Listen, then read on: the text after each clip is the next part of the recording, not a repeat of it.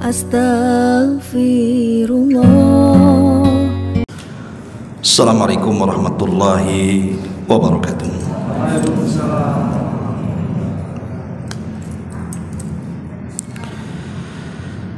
Alhamdulillah wassalatu wassalamu ala rasulillah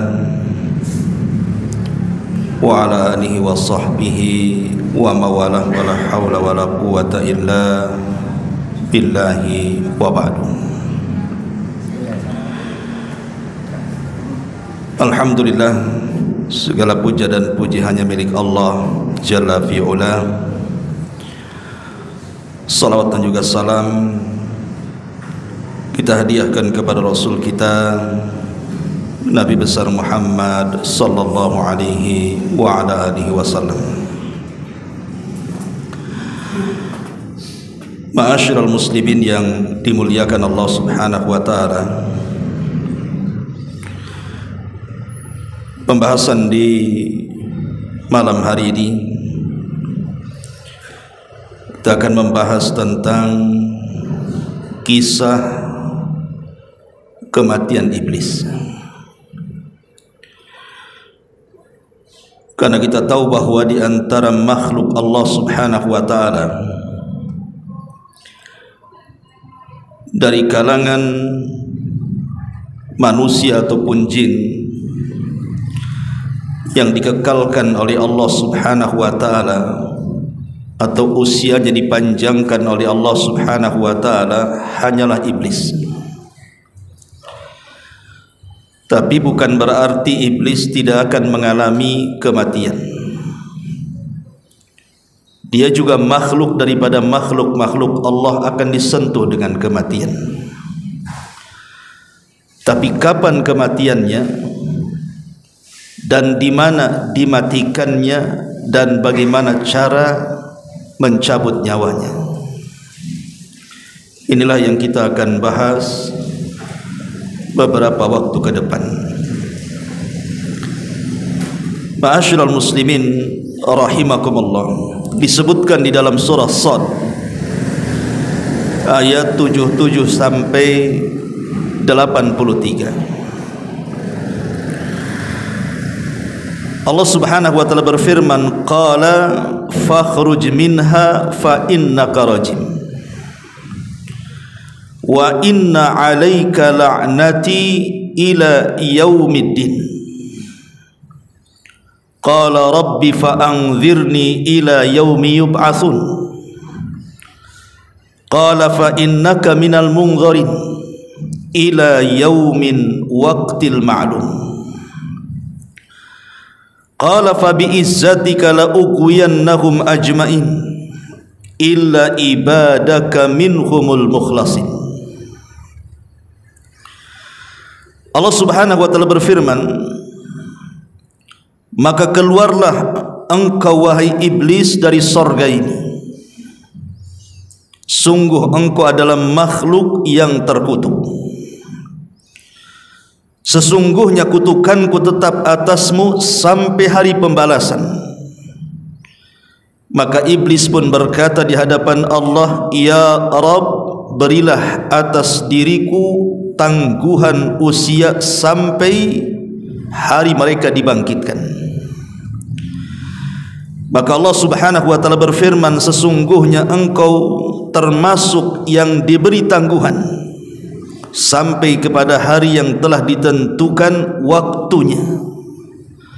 Iblis menjawab, demi kekuasaan engkau ya Rabb, aku akan menyesatkan mereka semuanya kecuali hamba-hambamu yang mukhlis di antara mereka. Di dalam ayat ini Allah Subhanahu wa taala menggambarkan kepada kita ketika Allah Subhanahu wa taala merintahkan para malaikat, termasuk juga iblis di dalamnya, untuk sujud kepada Adam alaihi salam sebagai sujud penghormatan. Tapi kemudian iblis pun menolak karena dengki, hasad dan kesombongannya. Merasa dia lebih hebat dibandingkan Adam alaihi salam. Lah karena iblis ini menolak perintah Allah Subhanahu wa taala, maka Allah murka. Kemudian Allah firmankan di sini, fakhruj minha fa innaka rajim. Kalau begitu keluarlah engkau dari sorga, engkau makhluk yang terkutuk, kata Allah. Bahkan Allah Subhanahu wa taala saking murkanya mengatakan, wa inna 'alaika la'nati ila yaumiddin. Dan ingat, kata Allah, kutukanku akan senantiasa ada padamu sampai hari pembalasan. Disinilah kemudian iblis meminta kepada Allah Subhanahu wa taala untuk ditangguhkan usianya, dan dia mengatakan, qala rabbi fa anzirni ila yaumi yub'atsun. Ya Rabb, kalau begitu tangguhkanlah usiaku sampai hari mereka dibangkitkan. Jadi iblis itu sebenarnya meminta kepada Allah Subhanahu wa taala untuk tidak mati selamanya. Sebab kalau seandainya iblis kemudian dihidupkan sampai manusia dibangkitkan, artinya iblis tidak pernah mati. Karena kita tahu bahwa tiupan sangkakala itu kan menurut pendapat yang kuat 2 kali. Di mana tiupan yang pertama itulah yang disebut dengan nafkhatul faza' wal maut, tiupan kejutan dan kematian. Baru setelah itu Allah Subhanahu wa taala perintahkan kepada Israfil untuk meniup tiupan yang kedua. Itulah tiupan kebangkitan. Maunya iblis itu ditangguhkan usianya sampai dibangkitkan manusia. Kalau begitu iblis tidak pernah mati. Karena ketika tiupan yang pertama semua manusia mati, dia tak mau mati. Dia maunya setelah tiupan yang kedua, artinya sudah pindah alam. Bukan alam dunia lagi, tapi alam akhirat, kan begitu. Intinya dia tak mau mati sebenarnya. Tapi Allah Subhanahu wa taala kemudian mengatakan, qala fa innaka minal munzarin. Baik, kata Allah, aku akan berikan tangguhan usia kepadamu, tetapi kata Allah, ila yaumil waqtil ma'lum, sampai hari yang Allah tentukan. Di sini menjadi khilaf para ulama. Apa yang dimaksud ila yaumil waqtil ma'lum? Ketika Allah Subhanahu wa taala mengatakan, sungguh kamu termasuk orang-orang yang diberikan tangguhan sampai waktu yang ditentukan. Para ulama tafsir berbeda pendapat tentang waqtil ma'lum, waktu yang ditentukan oleh Allah untuk kematian iblis ini. Ada beberapa penafsiran, di antaranya perkataan Abdullah ibn Abbas radhiyallahu anhuma. Dia mengatakan yang dimaksud adalah arada bihi an-nafkhatul ula. Maksudnya iblis itu akan mati pada tiupan sangkakala yang pertama. Sebagaimana pada tiupan ini manusia akan dibinasakan oleh Allah. Semua binatang-binatang juga akan dimatikan oleh Allah, termasuk para malaikat. Maka iblis juga masuk di dalamnya. Kata Abdullah ibn Abbas radhiyallahu anhuma, ai hina tamutul khalaik, ketika semua makhluk dibinasakan oleh Allah Subhanahu wa taala ataupun dimatikan Allah Subhanahu wa taala, maka disitulah iblis pun ikut mati. Ini pendapat Abdullah ibn Abbas radhiyallahu anhuma, bahwa dia berpendapat bahwa kematian iblis itu pada tiupan sangkakala yang pertama. Tapi sebagian para ulama yang lain, mereka mengatakan bahwa yang dimaksud ila yaumil waqtil ma'lum, maksudnya tidak ada yang tahu kematiannya kapan kecuali Allah Subhanahu wa taala. Tapi yang jelas bahwa iblis itu pasti akan mati, karena semua makhluk itu akan dibinasakan oleh Allah Subhanahu wa taala berdasarkan keumuman Al-Qur'an, kullu man 'alaiha fan wa yabqa wajhu rabbika dzil jalali wal ikram. kullu man 'alaiha fan. Setiap makhluk akan dibinasakan oleh Allah Subhanahu wa taala, kecuali wajah Allah Subhanahu wa taala dzil jalali wal ikram. Dari sini kita tahu bahwa yang jelas dia akan mati, tapi kapan kematiannya tidak ada yang tahu kecuali Allah Subhanahu wa taala. Ini juga satu pendapat yang disebutkan oleh para ulama. Ada juga yang mengatakan bahwa kalimat ila yaumil waqtil ma'lum, sebagaimana dikatakan oleh Imam Al-Qurtubi rahimahullahu taala, qala Allah berfirman lahu kepada dia, fa innakum mimman ukhirat halakuhum ila yaumil ladzi yamutu fihi kullal khalqi ba'da nafkhatil ula la ila yaumil ba'thi. Juga Imam Al-Qurtubi menguatkan pendapat perkataan ila yaumil waqtil ma'lum, artinya engkau adalah di antara orang yang diakhirkan kehancurannya sampai hari di mana seluruh makhluk Allah dimatikan setelah tiupan sangkakala yang pertama, bukan saat hari kebangkitan. Berarti ada juga yang mengatakan bahwa iblis itu dimatikan di antara dua tiupan. Artinya di tengah-tengah dua tiupan, tiupan yang pertama ke tiupan yang kedua itu kan jaraknya antara 40. Bisa 40 hari, bisa 40 bulan, bisa 40 tahun. Karena Abu Hurairah radhiyallahu an ketika ditanya jarak tiupan Israfil yang pertama ke kedua itu, beliau hanya menyebutkan angka dengan menyebutkan arbaun 40, tanpa menyebutkan apakah 40 hari, apakah 40 bulan, apakah 40 tahun, wallahu a'lam. Tapi saat itulah Allah hancurkan alam semesta, termasuk juga Allah Subhanahu wa taala binasakan iblis di dalamnya. Ma'asyiral muslimin wal muslimat rahimakumullah. Kita tahu bahwa setelah kemudian iblis meminta kepada Allah Subhanahu wa taala tangguhan usianya, disinilah iblis meminta kepada Allah Subhanahu wa taala izin untuk menyesatkan anak Adam, karena dia tidak mau masuk neraka sendirian. Dia ingin mengikutkan sebanyak-banyaknya kalangan jin dan manusia supaya ikut bersama dia masuk ke dalam neraka. Dari sini dia bersumpah di hadapan Allah, fa bi izzatika la ughwiyannahum ajmain. Karena kekuasaanmu ya Rabb, pasti aku akan sesatkan mereka Bani Adam semuanya. Bahkan dalam ayat yang lain, ketika iblis kemudian berjanji seperti itu, maka dia akan datang kepada manusia itu dari semua arah angin. Sampai-sampai iblis mengatakan, thumma la'atiyannahum min baini aydihim wa min khalfihim wa an aymanihim wa an syama'ilihim wa la tajidu aktsarahum syakirin. Sungguh aku akan datang kepada mereka, maksudnya Adam dan turunannya, dari arah depan mereka, dari arah belakang mereka, dari samping kanan mereka, bahkan dari samping kiri mereka, sampai engkau tidak mendapatkan kebanyakan dari anak-anak Adam itu bersyukur kepadamu ya Rabb. Subhanallah.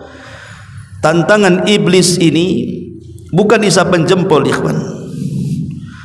Karena apa yang dilakukan iblis itu kepada Bani Adam dari sejak permusuhan ditanamkan dengan Adam saat disuruh sujud dia enggan, sampai hari ini bahkan sampai kiamat, pengikut iblis jauh lebih banyak dibandingkan orang-orang yang tidak mengikuti iblis.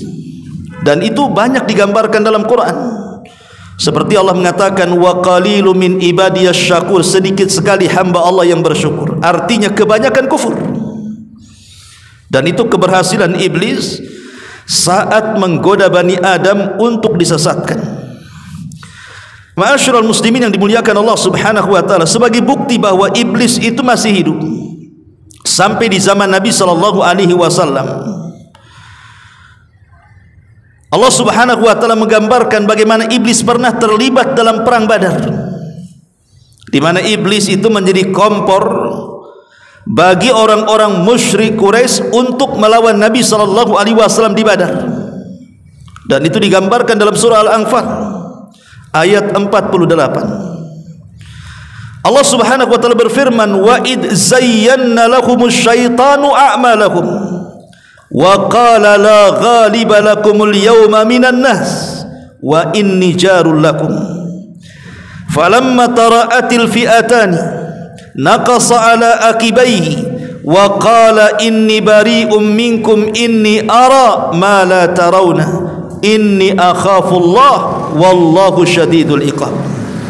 Dan ingatlah ketika syaitan, maksudnya iblis di sini, menjadikan terasa indah bagi mereka perbuatan dosa, mereka kemudian iblis datang kepada mereka, maksudnya orang-orang kafir Quraisy, kemudian menghasut mereka, tidak ada orang yang dapat mengalahkan kalian pada hari ini, seranglah si Muhammad itu, dan sungguh aku akan menjadi penolong kalian. Jadi dalam perang Badar ini, iblis ini menyerupai manusia, kemudian datang kepada pasukan Quraisy, kepada para pembesarnya, kemudian menghasut mereka agar segera menyerang Rasul sallallahu alaihi wasallam di Badar dan menjanjikan kemenangan. Tetapi apa yang terjadi ketika perang sudah berkecamuk?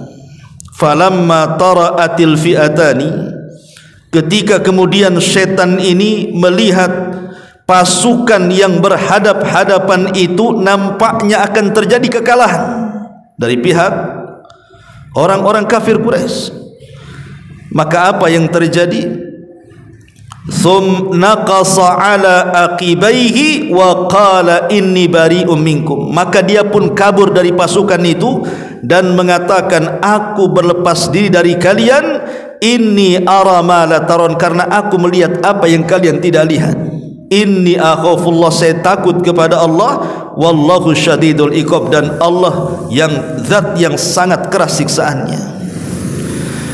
Dari sini iblis tahu bahwa dia terlibat dalam perang Uhud, sampai Allah gambarkan dalam surah Al-Anfal ayat 48 ini.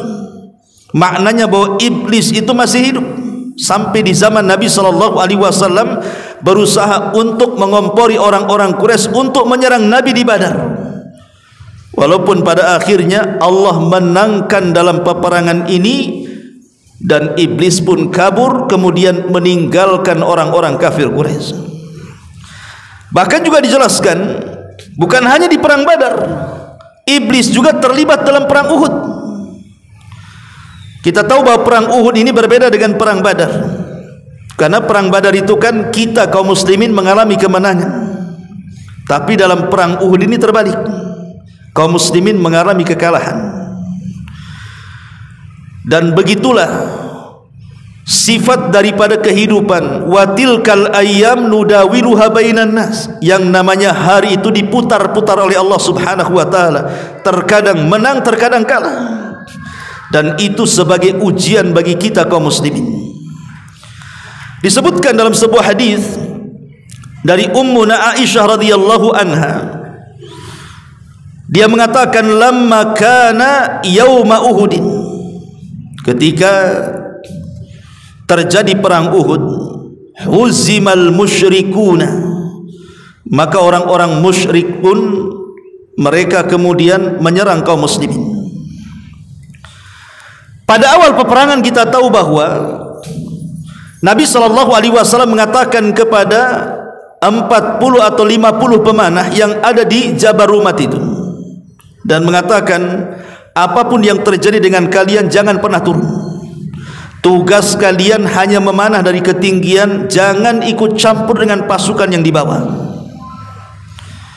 Ketika para pemanah mereka melihat kemenangan pasukan yang di bawah, karena orang-orang musyrik itu mereka lari tunggang langgang yang dipimpin oleh Khalid ibn Walid, ketika itu dia masih musyrik.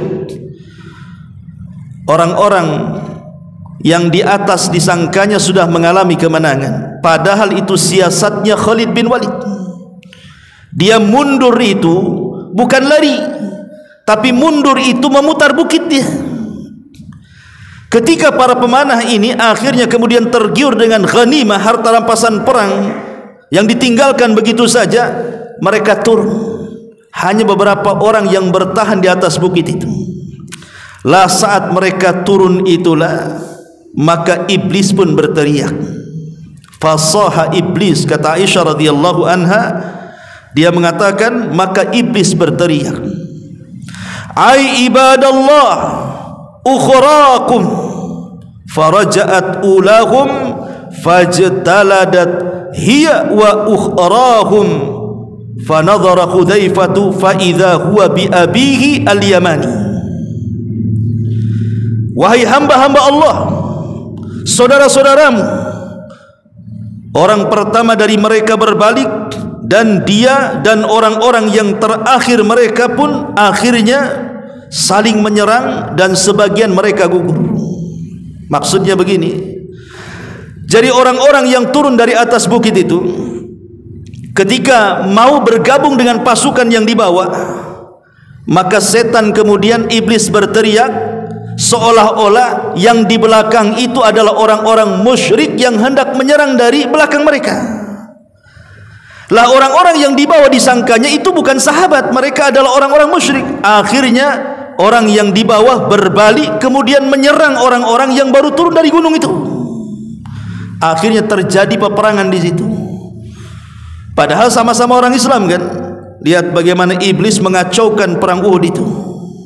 Sampai-sampai ada beberapa sahabat yang gugur di situ. Sampai dijelaskan Hudzaifah ibn al-Yaman yang ada di situ, dia melihat ayahnya al-Yamani dan dia mengatakan, ai ibadallah abi, wahai hamba-hamba Allah, itu ayahku Yaman, jangan kalian bunuh. Tapi namanya perang, kalau sudah berkecambuk itu sudah tidak dengar lagi teriakan kan. Akhirnya dibunuh juga tuh ayah daripada Hudzaifah itu, namanya al-Yamani.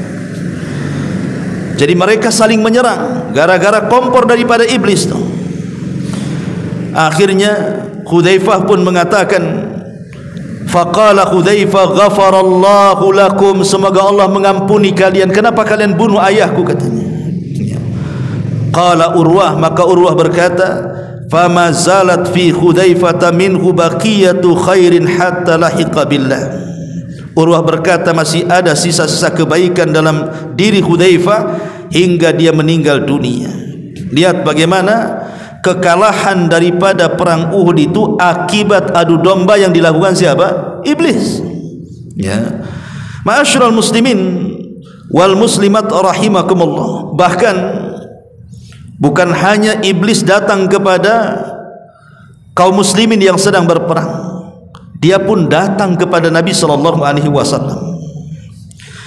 Dijelaskan dalam sebuah hadis yang sahih dari Abi Darda radhiyallahu anhu, qama Rasulullah sallallahu alaihi wasallam fasami'nahu yaqul a'udzu billahi minka, thumma qala al'anuka bi la'natillahi thalathan.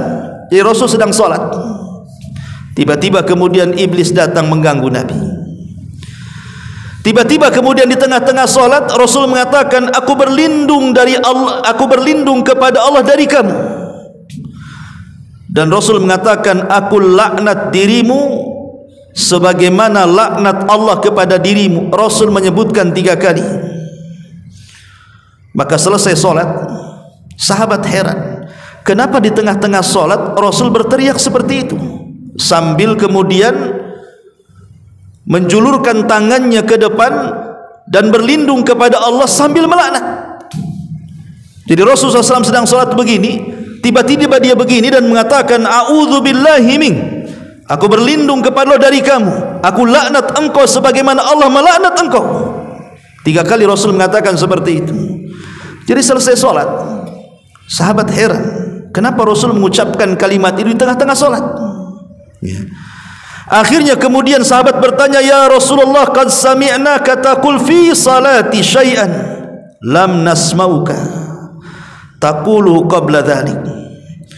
Rasul, kami tadi mendengar engkau mengucapkan sesuatu dalam solatmu yang kami tidak pernah mendengar kebiasaan kamu mengucapkan kalimat itu dalam solat.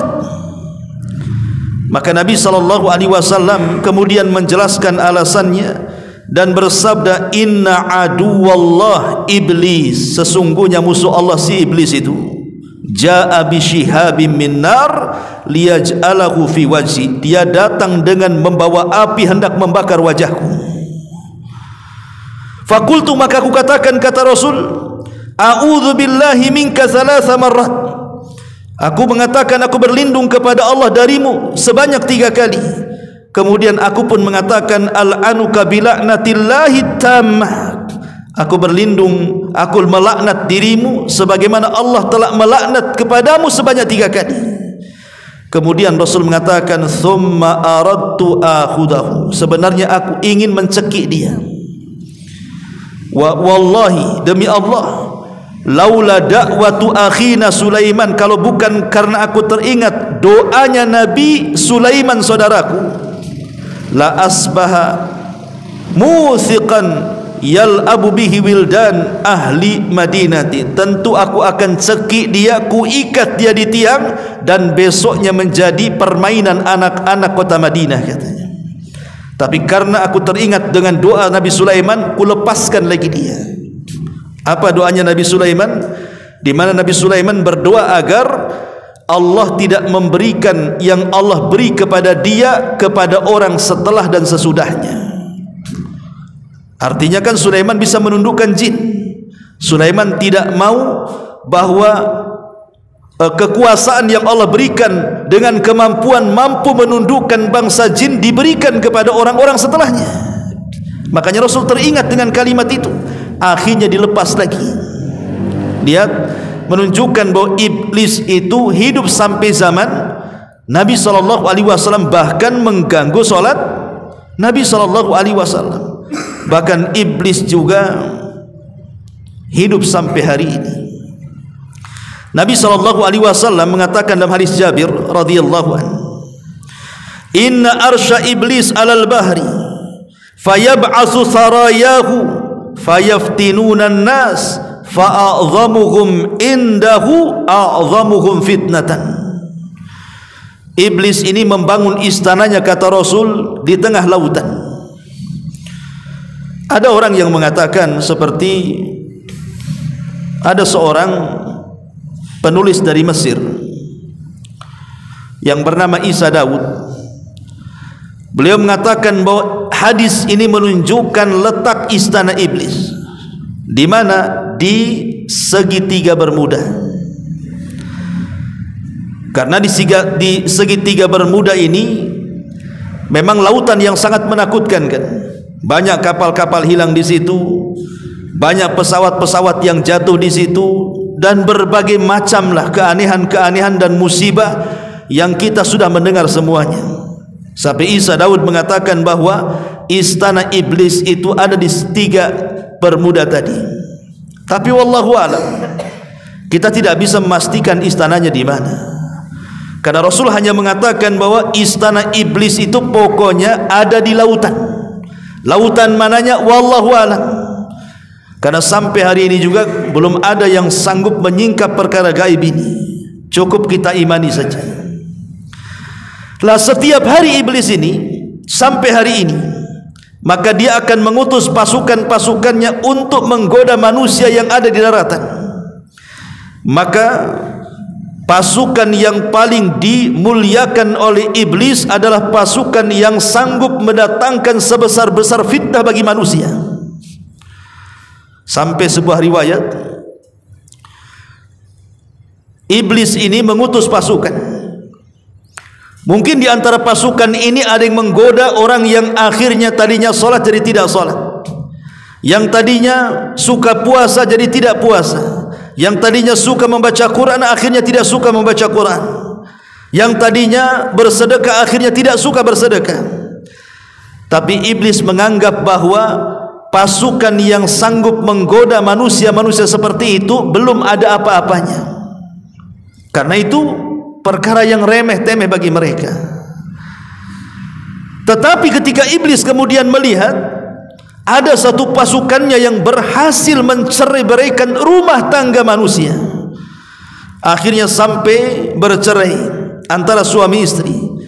Maka pasukan ini paling dihormati oleh iblis, sampai iblis meletakkan piala di atas kepalanya dan mengatakan, anta, engkau pasukan terbaik, engkau pasukan terbaik. Lihat bagaimana iblis ini akan memberikan penghargaan kepada pasukannya kalau dia mampu mencerai-beraikan rumah tangga manusia, karena itu sebesar-besarnya fitnah. Ingat ikhwatu fiddin,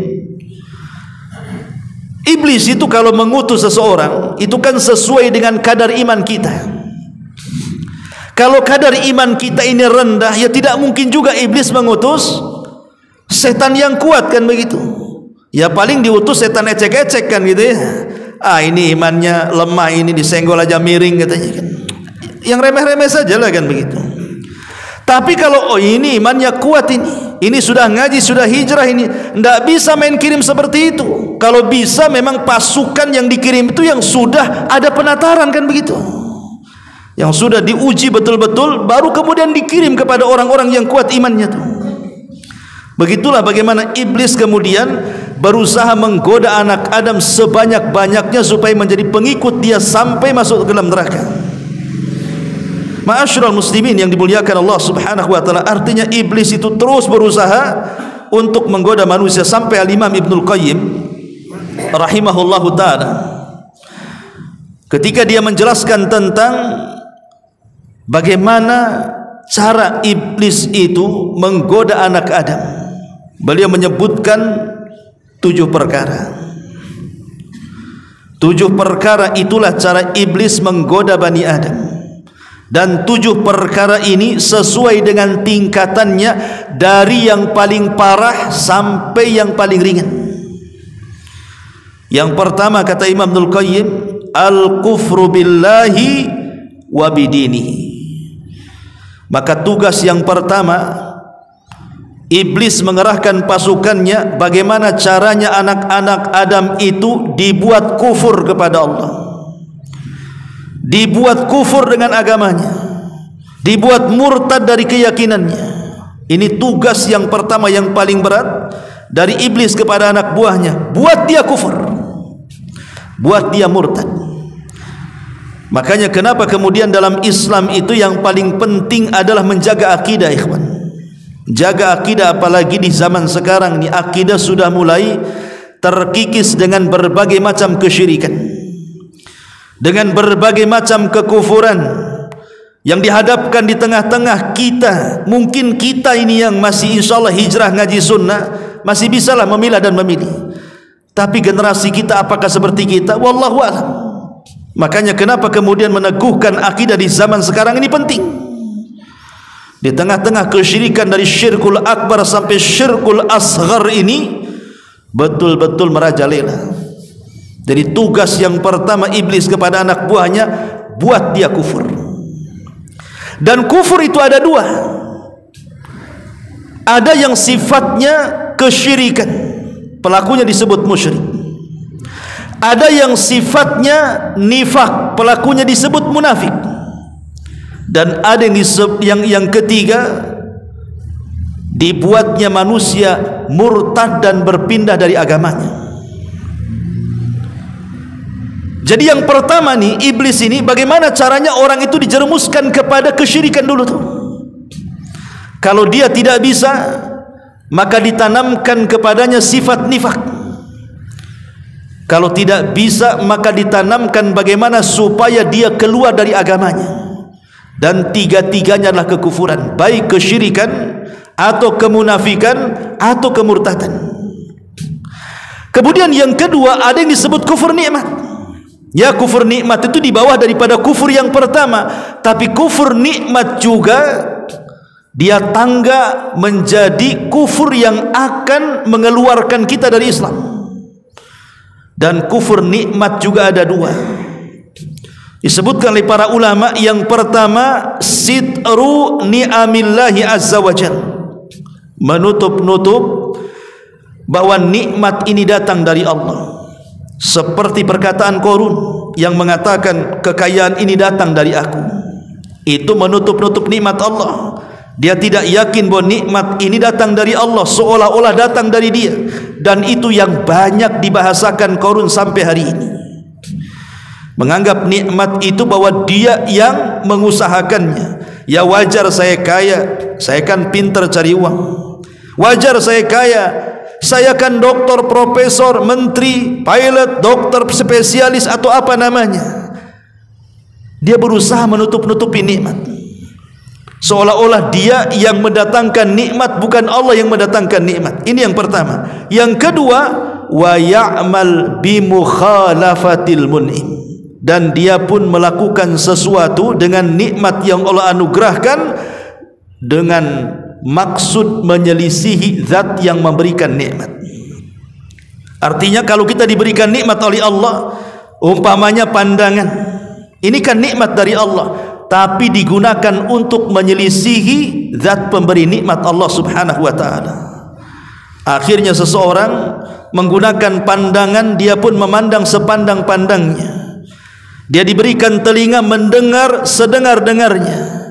Dia pun bicara seomon-omonnya, ataupun perut mungkin juga seisi-isinya, asal masuk saja. Ya. Lah ini dua-duanya kufur. Lah ini setan ini yang pertama kali mengutus anak buahnya buat mereka kufur. Ini yang pertama. Kalau tidak bisa, maka yang kedua al-bid'atu, dibuatnya mereka melakukan bid'ah. Perkara yang tidak diadakan di zaman Rasul diadakan di zaman sekarang. Kita lihat kan di masyarakat kita ini, contoh umpamanya salawat saja. Berapa banyak salawat-salawat yang aneh-aneh itu, ya kan? Terkadang diiringi dengan joget-joget, diiringi dengan musik-musik, diiringi dengan hura-hura. Anda ini sedang beribadah atau sedang apa kan begitu? Seperti orang-orang Syiah juga, apabila datang bulan Muharram mereka memukul-mukul badan. Kononnya katanya demi menebus kesalahan bapak nenek moyang mereka yang dengan sebab mereka terbunuhnya Husain, cucu daripada Nabi sallallahu alaihi wasallam di Karbala. Maka setiap datang Muharram, maka mereka pun kemudian berjoget-joget sambil memukul-mukul besi pada badan dan kepalanya, sampai anak bayi diketuk kepalanya biar keluar darahnya. Ini ajaran dari mana? Kalau memang merayakan kematian Husain, bukan dengan seperti itu kan begitu? Bukankah Rasul yang mengatakan laisa minna man darabal hudud wa syaqqal juyub wa da'a bid'awal jahiliyah? Bukan termasuk golongan kami, kata Rasul, kalau orang sedang berkabung dia memukul-mukul pipinya, dia merobek-robek bajunya, dia berteriak-teriak ala jahiliyah, kata Rasul. Maka ini tingkatan yang kedua. Tingkatan yang ketiga, kalau mereka tidak bisa juga digoda dari jenis yang kedua, maka kemudian akan digoda dari jenis yang ketiga. Apa itu? Dicintakan dengan al-kabair, dosa-dosa besar. Digemarkan zina, disukakan khamar, dicintakan dengan judi, disukakan dengan ghibah, dengan namimah, dengan dusta dan begitu semacamnya. Tapi kalau juga tidak bisa lewat yang ketiga, maka akan lewat yang keempat, kata Imam Ibnul Qayyim, as-saghair. Bagaimana mereka disuruh untuk melakukan dosa-dosa kecil.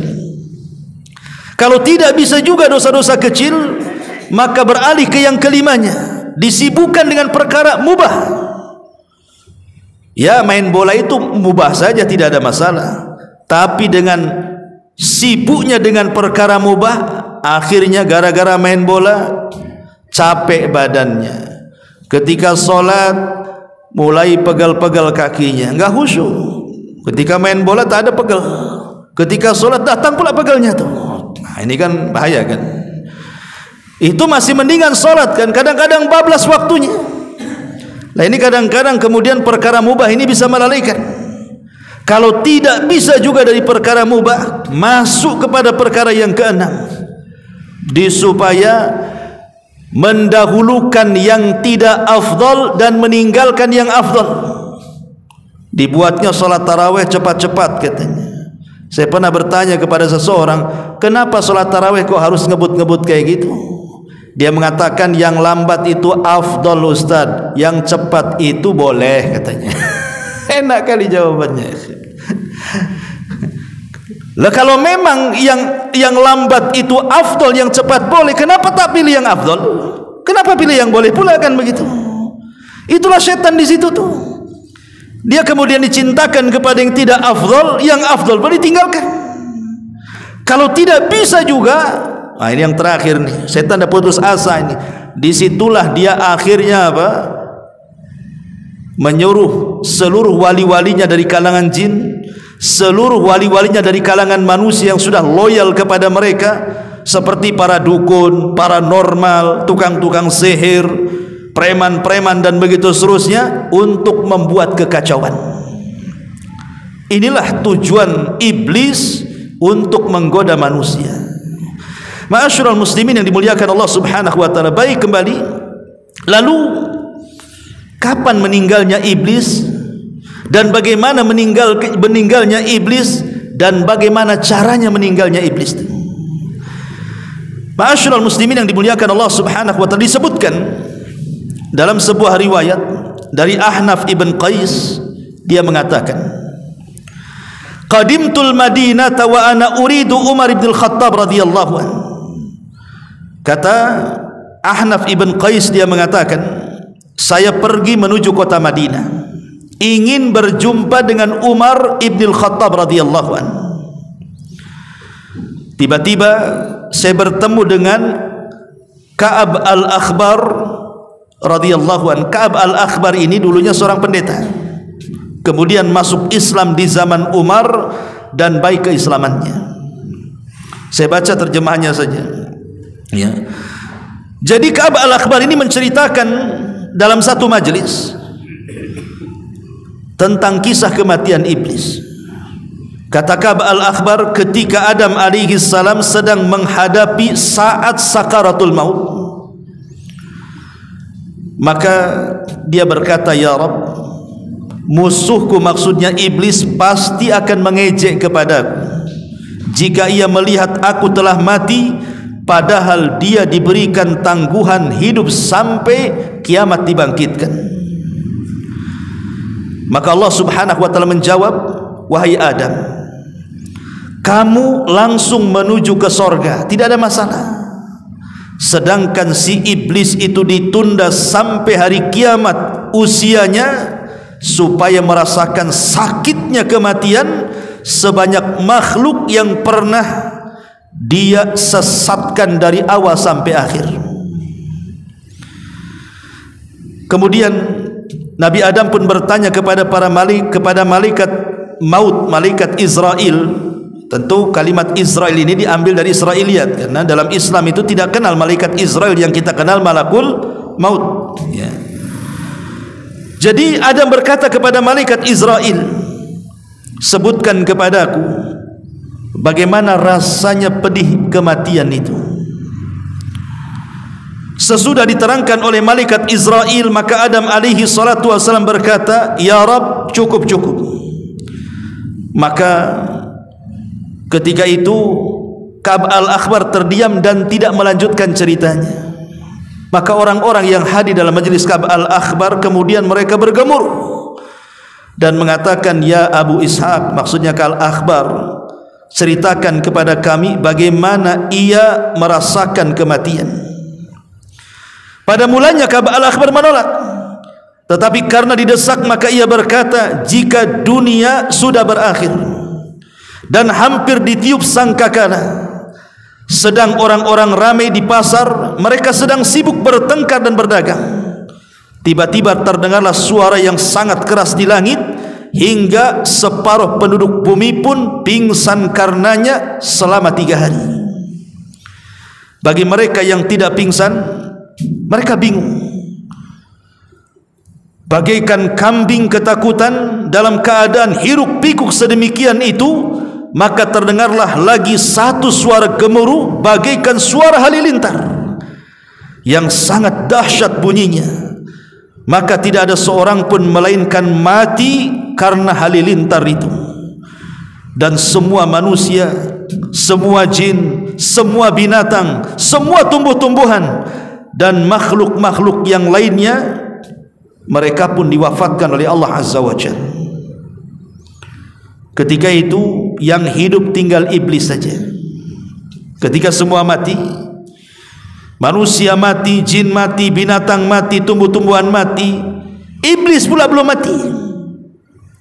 Maka Allah Subhanahu wa taala pun memerintahkan malaikat Israel atau malaikat maut, aku telah menjadikan padamu pembantu sebanyak orang yang pertama hingga yang terakhir. Dan aku telah memberikan kekuatan penduduk langit dan juga penduduk bumi kepadamu wahai Israel. Dan kini aku pakaikan kepadamu pakaian kemurkaan dan kemarahanku. Maka turunlah dengan membawa murka dan kemarahanku, cari si laknat iblis itu.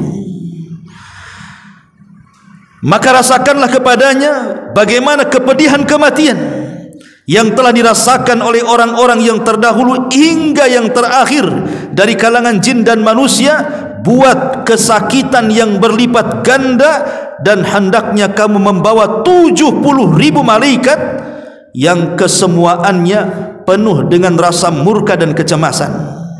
Dan tiap malaikat Zabaniyah membawa rantai dari neraka Ladha, dan cabutlah dengan 70.000 rantai itu dari neraka, dan beritakan kepada para malaikat, terutama malaikat maut, malaikat malik penjaga neraka, supaya membuka pintu-pintu neraka untuknya, katanya.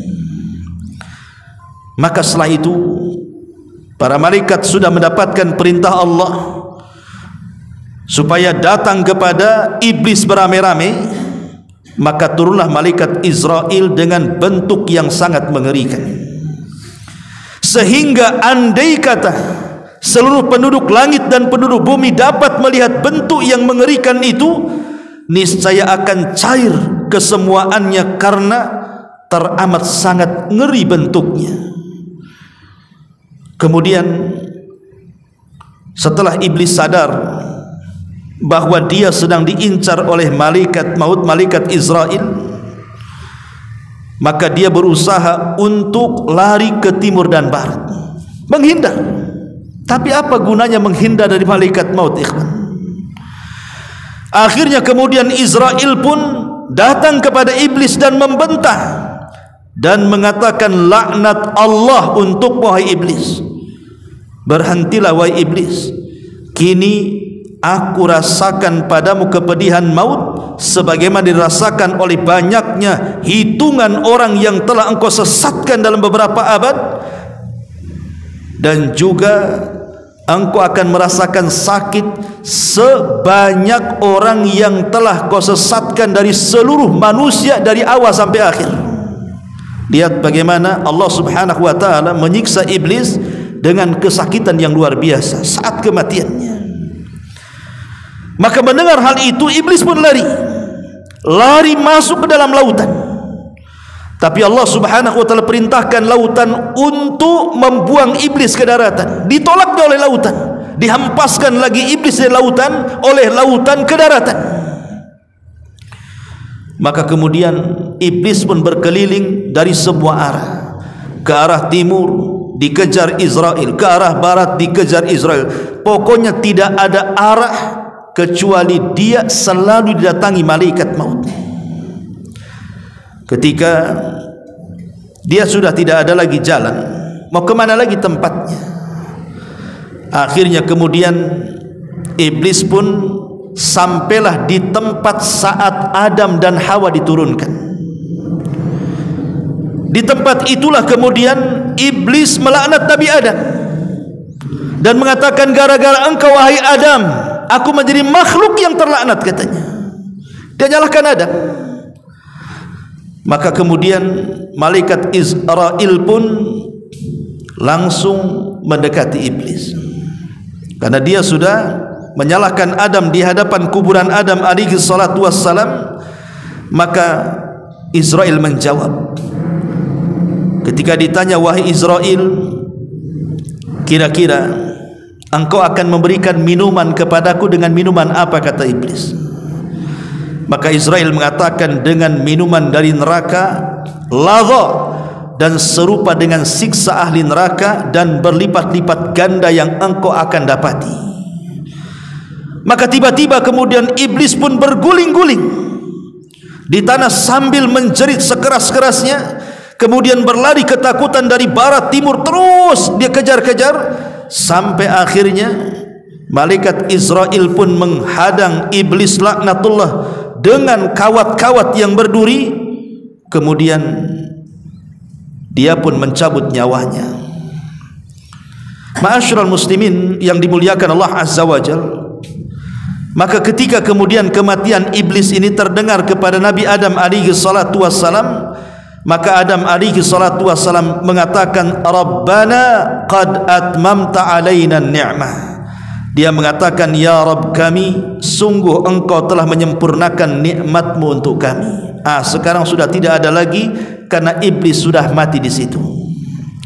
Masalahnya ikhwatu fiddin, riwayat yang panjang ini, riwayat daripada Al-Akhbar ini, itu hanya disebutkan dalam kitab Tanbih Al-Ghafilin, dan kitab itu banyak memuat hadis-hadis yang tidak ada sanadnya.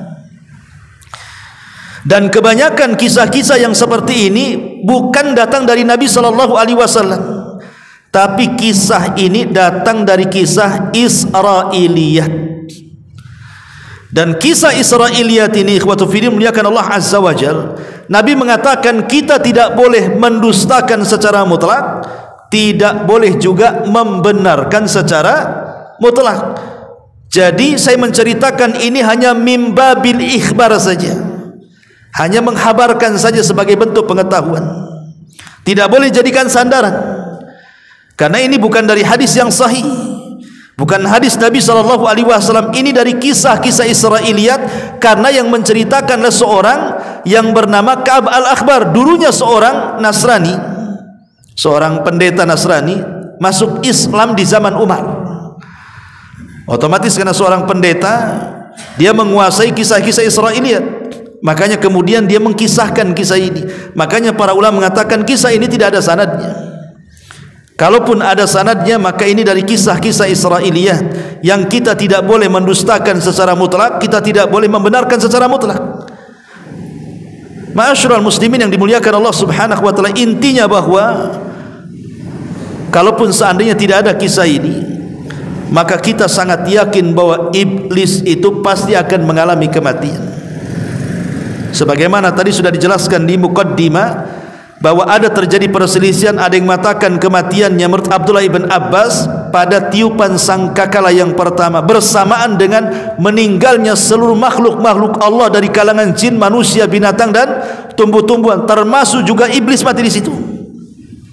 Jadi kita harus yakin bahwa iblis pasti mati. Tapi yang jelas bahwa setelah kematian iblis menyesal.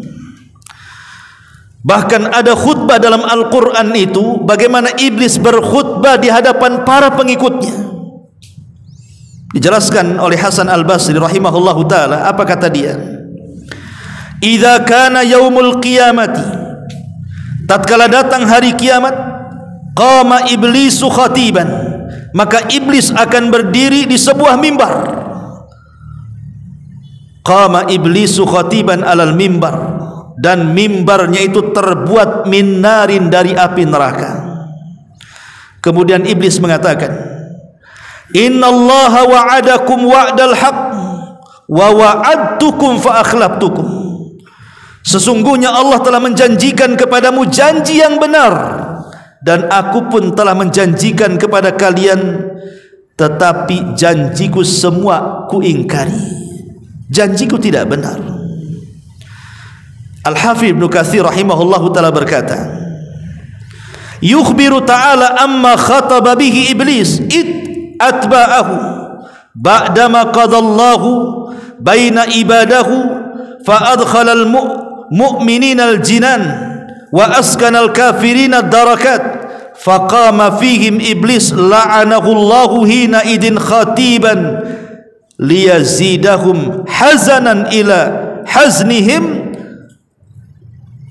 Kata Imam Ibnu Katsir rahimahullahu taala, Allah menghabarkan tentang khutbah yang disampaikan oleh iblis kepada para pengikutnya, yaitu setelah Allah memutuskan hisab para hamba-hambanya, lalu Allah masukkan orang-orang yang beriman ke dalam sorga dan Allah menempatkan orang-orang kafir ke dalam neraka.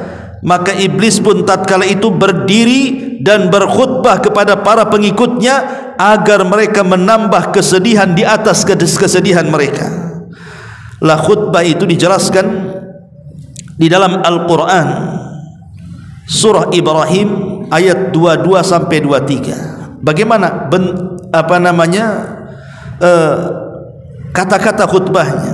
Allah katakan, wa qala syaitan lamma qudiyal amru innallaha wa'adakum wa'dal haq wa wa'adtukum fa akhlaftukum wa ma kana li 'alaikum min sultan illa an da'awtukum fastajabtum li fala talumuni walumu anfusakum ma ana bimusrihikum wa ma antum bimusrikhi inni kafartu bima asyraktumuni min qablu innadh zalimina lahum adzabun alim. Apa kata iblis dalam khutbahnya? Dan berkatalah iblis tatkala perkara hisab telah diselesaikan, sesungguhnya Allah telah menjanjikan kepada kalian janji yang benar, dan aku pun telah menjanjikan kepada kalian, tetapi aku menyalahi janjiku. Sekali-kali tidak ada kekuasaan bagiku terhadap kalian, melainkan sekedar aku menyeru kalian lalu kalian mematuhi seruanku.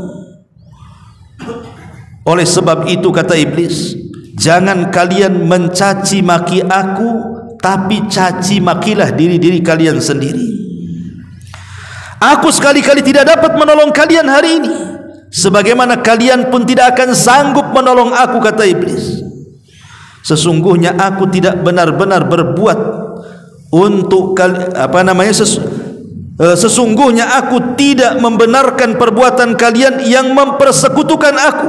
Lihat, iblis mengingkari dengan Allah sejak dulu. Sesungguhnya orang-orang yang zalim itu mendapatkan siksa yang sangat pedih. Inilah khutbah iblis di neraka. Maka Allah Subhanahu wa taala katakan, wa udkhilal ladzina amanu wa amilus salihati jannatin tajri min tahtiha al-anhar khalidina fiha biidzni rabbihim. Dan dimasukkanlah orang-orang yang beriman dan beramal saleh ke dalam sorga yang mengalir di bawahnya sungai-sungai, mereka kekal dalamnya dengan seizin Rabb mereka. Lihat ma'asyiral muslimin yang dimuliakan Allah Subhanahu wa taala, disinilah penyesalan iblis dan penyesalan para pengikutnya. Bahwa iblis mengatakan kepada mereka, aku enggak suruh kalian berbuat syirik, kenapa kau berbuat syirik, katanya. Nah, bayangkan kan iblis seperti itu. Tapi pengikutnya pun apalah daya, tidak bisa. Kalau sudah di neraka itu penyesalan tidak ada gunanya, ikhwatu fiddin. Penyesalan itu berguna saat mereka hidup di dunia.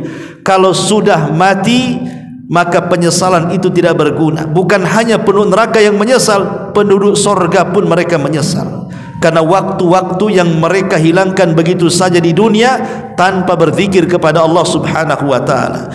Inilah di antara kisah kematian iblis, mudah-mudahan ada manfaatnya. Subhanakallah bihamdika asyhadu an la ilaha illa anta astaghfiruka wa atubu ilaik. Allahu taala alam. Assalamualaikum warahmatullahi